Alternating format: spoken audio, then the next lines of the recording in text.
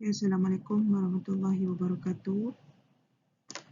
Untuk kelas hari ini, kita akan teruskanlah untuk topik yang seterusnya, iaitu 1.2 Properties of Concrete.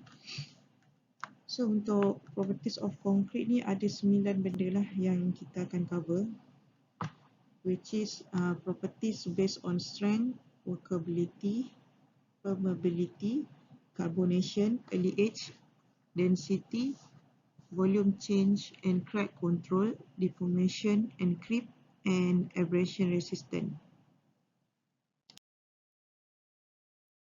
Okay, first kita pergi pada strength dulu.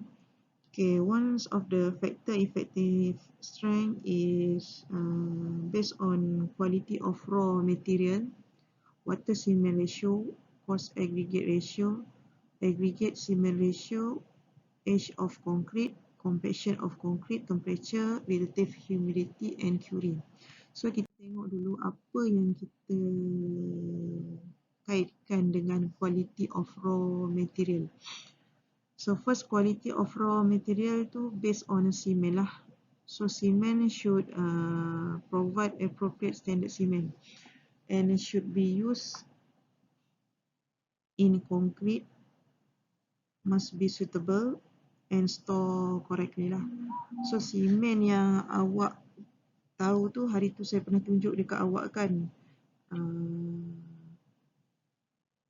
apa contoh-contoh ataupun macam mana kita nak kenal pasti kualiti simen. So saya harap awak ingat lagi lah video yang saya pernah tunjuk hari tu.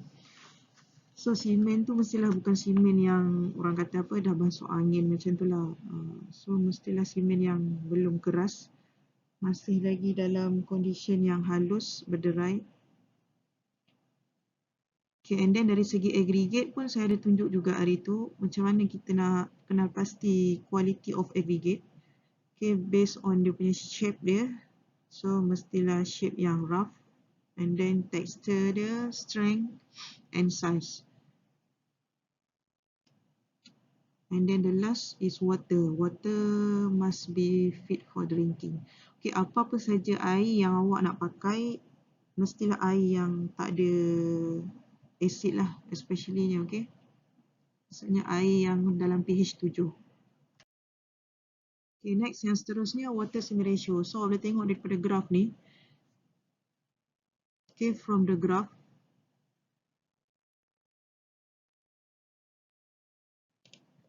okay, awak boleh tengok graf ni. So daripada water cement ratio yang tinggi,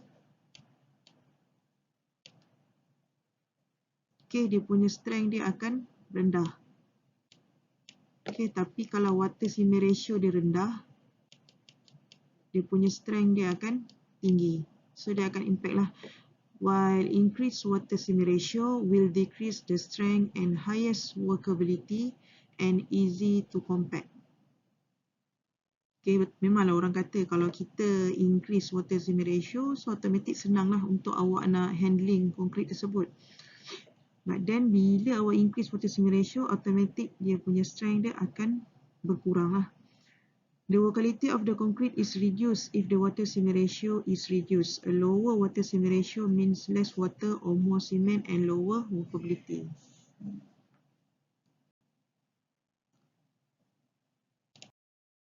Okay, next yang seterusnya, effect of water in concrete.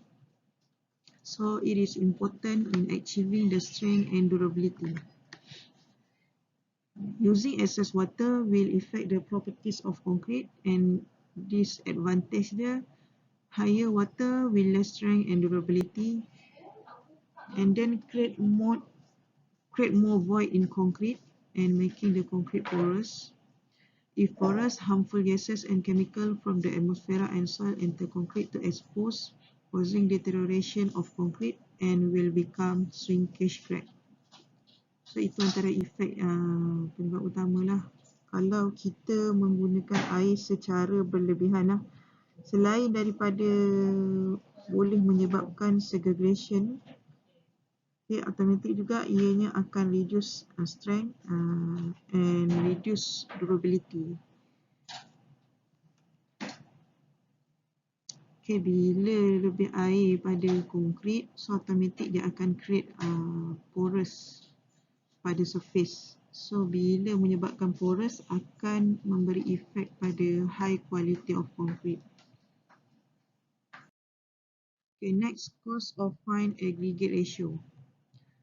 Increased fine proportion will increase the surface area of overall aggregate. To protect the surface area, increase the cement ratio. Okay, masa awak buat kerja-kerja bancuan konkrit tu, awak boleh perasan sama ada konkrit mix awak tu lebih cost aggregate ataupun lebih fine aggregate. So kalau lebih cost aggregate, so awak akan nampak awak punya surface konkrit tu, bila awak dah compact dan sebagainya, dia tak sekata. Okay, dia tak smooth lah. So bila jadinya macam tu, awak kena double check balik awak punya design mix. So masa awak check design mix tu, kena make sure yang double check balik awak punya portion untuk aggregate, cost dengan fine. Okay, so kena balance lah. If the surface area of the aggregate has increased, the water demand will also increase.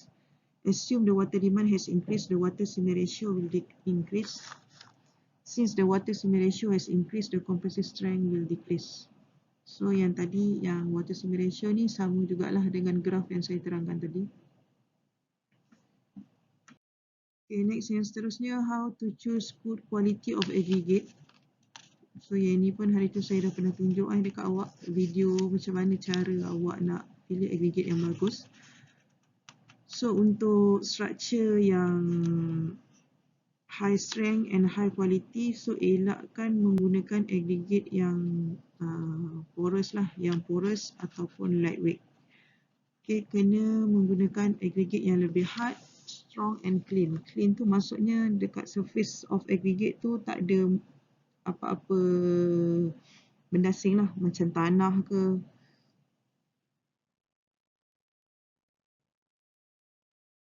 Okay, ataupun apa-apa benda asing yang boleh memberi efek kepada bond of concrete. And then mestilah rough, and then not glassy surface untuk develop good bond dengan cement paste.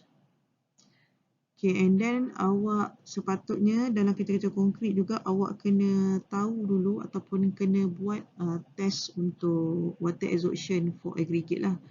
So yang mana 10% of their weight after immerse in water for 24 hours. So maksudnya jangan lebih daripada 10% lah kandungan air dekat dalam aggregate tu sendiri lepas direndam dalam tempoh 24 jam.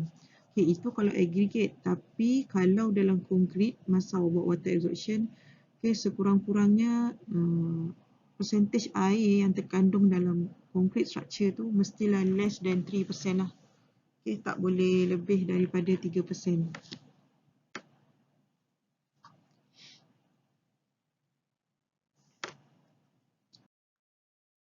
Okay, next untuk fine aggregate ni sama jugalah macam coarse aggregate. Kena hard, clean and free from silt, impurities, adhering coating organic matter, and then should not contain more than 5% silt, clay lumps and chemical impurities. Okay, kalau untuk fine aggregate ni tak boleh lebih lah benda asing 5% yang dah ditetapkan.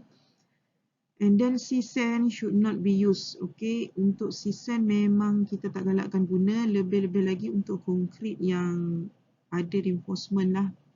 Okay, untuk reinforce konkrit kita tak akan menggunakan sea sand.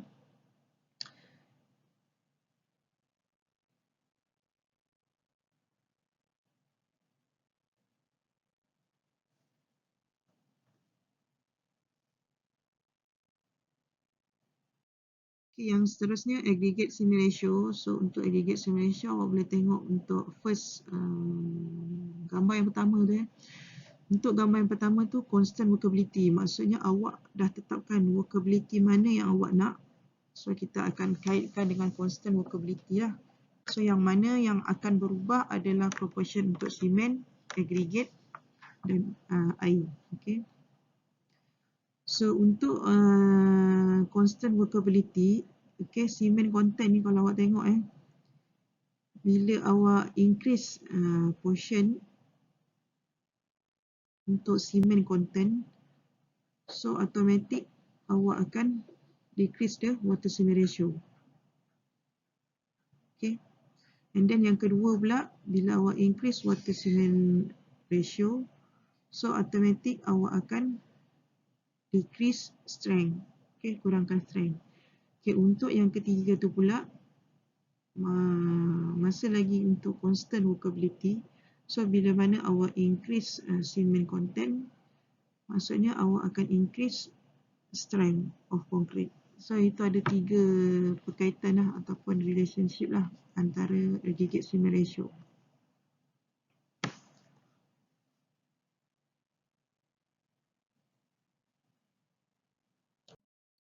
Okay, next yang seterusnya, age of concrete. The degree of hydration which the age of concrete provide has not been allowed to dry out, or the temperature is too low.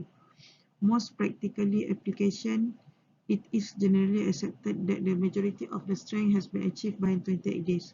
So age of concrete ni depends start daripada awak bancuh konkrit masuk dalam mall tu, itu dah dikira hari pertama lah. Okay, age of concrete. So mostly start daripada awak bancuh konkrit tu dah dikira hari pertama, dan awak akan test. Minimum test untuk konkrit yang biasa adalah 7 hari. Okay, unless kalau awak provide untuk high early strength concrete, so awak boleh test starting from 24 hours to 3 days lah. Okay, untuk final strength dalam konkrit, kita akan measure by 28 days. Yang seterusnya, compaction of concrete. So compaction of concrete ni akan mempengaruhi juga strength of concrete. So kalau awak buat masa awak buat bancuhan konkrit, so cara untuk compacting pun sebenarnya adalah, bukannya awak terus dia pakai steel rod tu untuk compact. Dia ada method dia, macam mana cara yang sepatutnya awak nak buat compacting secara keseluruhan surface tu. Okay, bukannya secara bertempat.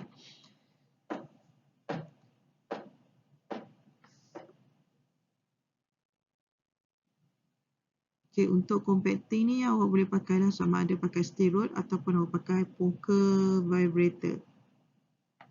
Okay, dia ada efek jugalah. 10% trap air in the concrete, the strength will fall down in the range of 30 to 40%. So macam mana awak nak tahu trap air tu? Start bila awak dah compact concrete tu, nanti awak perasan kan ada macam bubble dekat bahagian surface tu. So itu adalah trap air lah. So kalau 10% trap air tu ada dekat dalam concrete, so strength of concrete tu dia akan berkurang lah, antara 30 hingga 40%. Okay.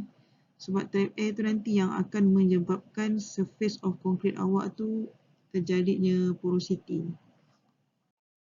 Okay, next yang seterusnya, temperature. So temperature ni dia akan kait dengan rate of hydration. Maksudnya masa kerja-kerja bancuhan konkrit awak tu, awak akan nampaklah bancuhan konkrit awak tu akan ada rasa panas. Okay, panas tu maksudnya dia dah start react lah antara simen dengan air.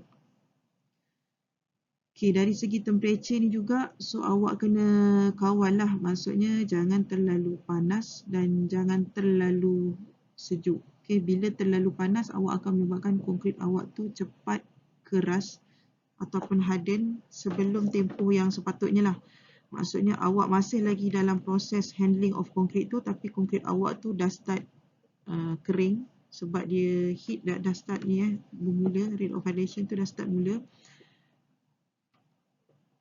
And then bila dia keras secara cepat, maksudnya terlalu laju pun juga akan menyebabkan crack lah, sebab awak paksa dia keras dengan serta-merta lah daripada masa yang sepatutnya.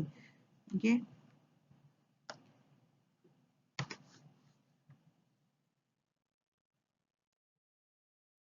Okay, next yang seterusnya, relative humidity. So relative humidity ni dia berkait dengan awak punya moisture pada air.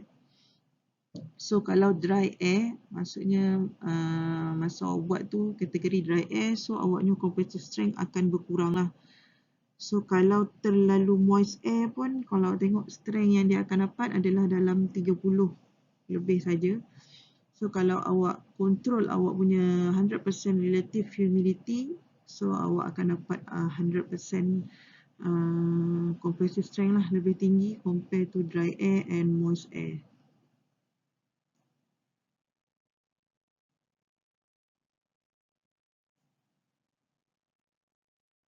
So hydration reaction ni kita tak boleh buat without moisture. So dia jangan terlalu kering dan jangan terlalu lembab.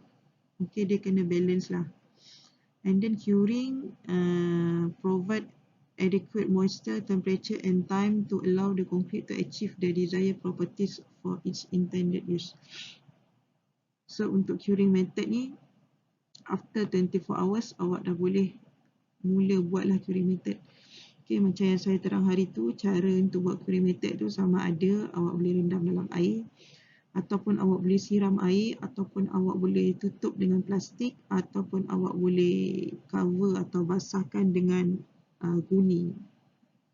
Okay, itu cara untuk kontrol curing lah.